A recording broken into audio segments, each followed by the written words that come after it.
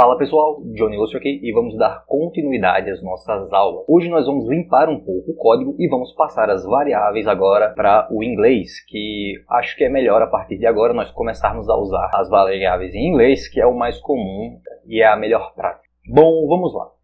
Vamos começar aqui pela largura e altura, né? Vamos colocar aqui em inglês width e para a altura height.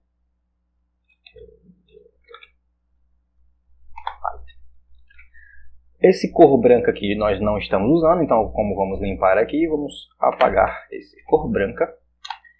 Esse tamanho da surface nós também não estamos usando, porque na verdade estamos usando aqui no retângulo, mas não vamos mais usar esse retângulo.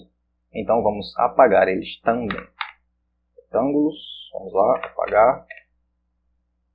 Tamanho da surface. E deixa eu ver onde mais eles são chamados. A gente está chamando os retângulos aqui e aqui também. Vamos apagar. Vamos rodar para ver se tem algum problema no nosso código. E vamos lá, temos aqui, sim, claro. Nós temos que voltar a definir aqui a tela com o width e o height. E vamos chamar a nossa tela de screen. Tá. Temos isso aqui, vamos trocar todas as chamadas de tela por screen. Vamos chamar novamente para ver. E aqui está. Vamos remover também essa fonte. A gente pode... Bom, eu estou apagando aqui, salientando que você pode deixar apenas comentado, caso você queira retornar para o código e ver como é que se faz. E eu acho até melhor, na verdade, que você deixe comentado ao invés de apagar. Aqui eu vou apagar apenas para limpar mais o nosso ambiente, porque não vai ser necessário para as aulas. Então vamos lá, eu vou apenas comentar essa fonte, porque em algum momento pode ser interessante que a gente traga ela de volta. Vamos apagar aqui. E aqui embaixo nós chamamos a fonte, vamos... apagar também, rodar, ver o que acontece. Temos apenas a nossa nave. Vamos parar esse movimento da nave por enquanto também, vamos só comentar, vamos precisar disso mais tarde. E acho que nós acabamos de limpar o nosso código. Ele ainda está um pouco sujo, esses comentários aqui, mas não deixa de estar um pouco mais... Eu vou mover esses comentários lá para baixo, para cá. E a nossa área principal, o nosso loop, está um pouco mais... Vamos tirar aqui. Temos o import, o init, a altura e largura, o clock e a janela. Ok. A partir disso, nós temos esse resultado. Temos apenas a nossa nave parada no topo de cima. Só que, como temos uma nave, vamos começar fazendo esse jogo de nave. Relembrando que não vamos fazer apenas o jogo da nave, vamos fazer jogos um pouco mais avançados. Queremos que a nossa nave esteja pelo meio da tela, não que ela inicie o jogo lá no canto superior esquerdo. Como podemos fazer isso? Para mover a nave, nós já sabemos que temos que mover o retângulo. Então, uma ideia seria mover esse retângulo, mover a coordenada x, por exemplo, para o meio da tela. E esse meio seria, digamos, a largura, não é? A largura, dividido por 2, mais ou menos por aí. Quando nós rodamos isso, nós vemos que ele realmente se moveu no eixo x e ele não foi exatamente para o meio. Se você reparar bem, quando nós alteramos o x dele, ele não foi exatamente para o meio. Isso tem a ver com o pivô do retângulo da nossa nave. Quando nós instanciamos ela a primeira vez, quando nós criamos a nossa nave e nós criamos o nosso retângulo, por padrão, o pivô da nossa nave é o canto superior esquerdo, o top left desse. Esse aqui é o nosso pivô. E deixe-me explicar melhor como funciona esses pivôs, né? No caso, tem mais de um pivô, tem vários pivôs, uma imagem pode ter. E eu vou explicar usando aqui o PaintNet. Vamos lá. Se nós criarmos aqui uma forma, vamos pegar aqui o retângulo, né, que é o mais ideal para fazermos isso.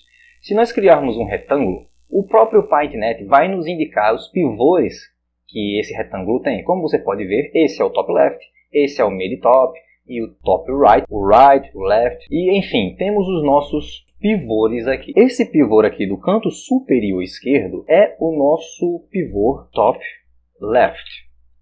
Esse é o nosso pivô top left. Aqui mais para o meio, quando a gente seleciona o quadrado, né, ele perde a seleção, mas imagine que esses pivôs estão mais ou menos, não vou colocar aqui totalmente correto, mas vamos tentar marcar aqui os pivôs. Os pivôs estão aqui, outro para o meio, outro para o canto superior direito, outro no meio dessa linha, outro aqui, mais um pivô aqui, outro pivô aqui e mais um pivô aqui e por fim o nosso pivô central. Esse é o nosso top left. Seguindo, nós temos o mid top, vou deixar aqui preto, mid top. Nós temos o right, top right, na verdade, top right. Nós temos o left, o right, esse lado. Aqui no meio nós temos o center. Aqui embaixo nós temos o bottom left, o mid bottom. E por aqui nós temos o bottom right. Ok, esses são os pivôs que o nosso retângulo pode possuir. E é a partir deles que nós posicionamos a nossa nave em algum lugar da tela.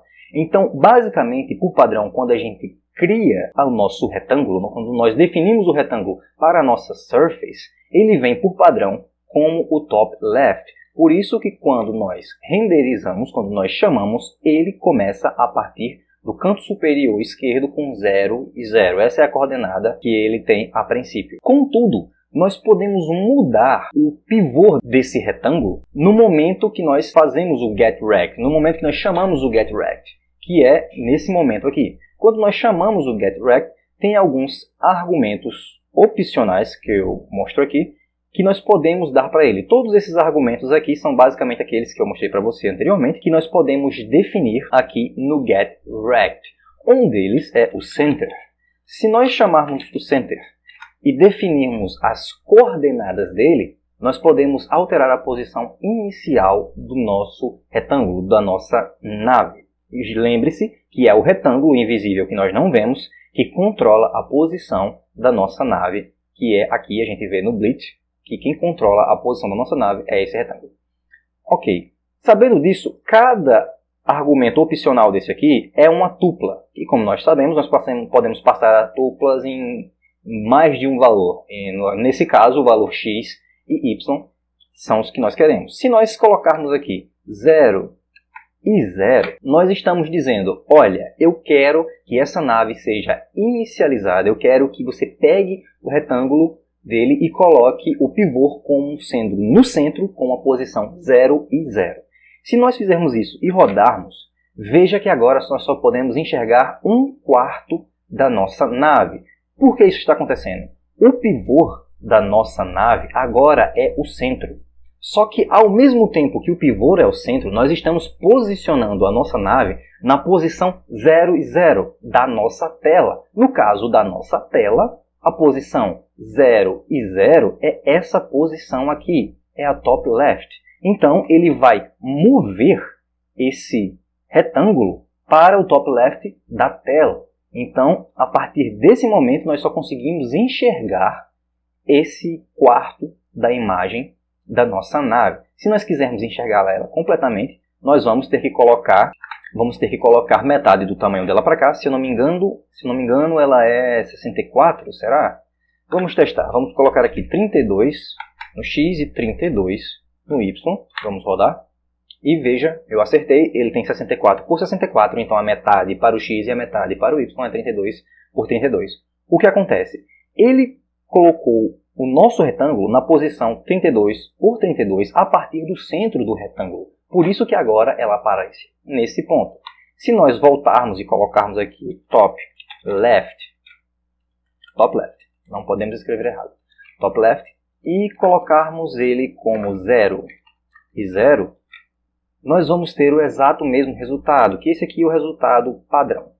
Então, para colocarmos a nossa nave no centro da nossa tela, nós podemos fazer da seguinte maneira. Nós podemos colocar o pivô como sendo o centro, e então, agora sim, nós podemos pegar a largura e dividir por 2.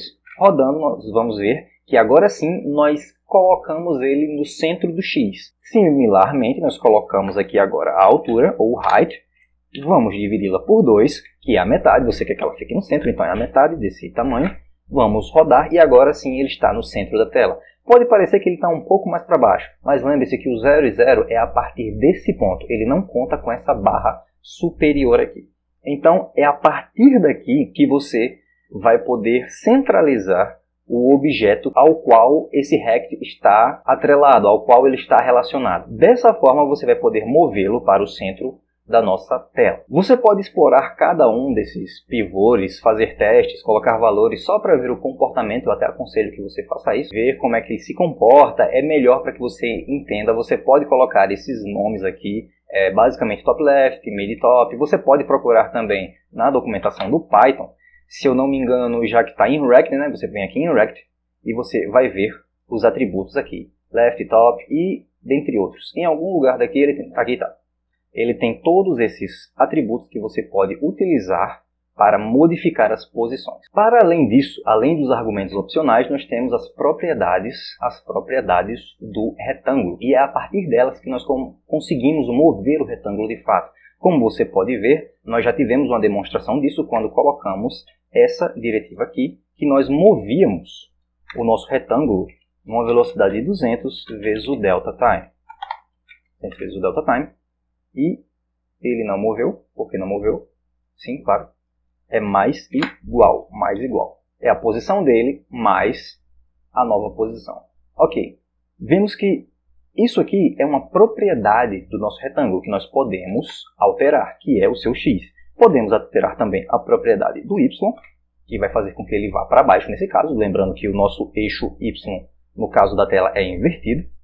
E nós podemos mudar as demais propriedades. Eu tenho elas aqui para vocês, eu coloquei ela comentado aqui, mas você sempre pode olhar na documentação do Python e ver que tem aqui as propriedades também, top, left, bottom, right, e através delas você pode alterar a posição e ela é muito útil na hora de checar colisões. Por exemplo, a left.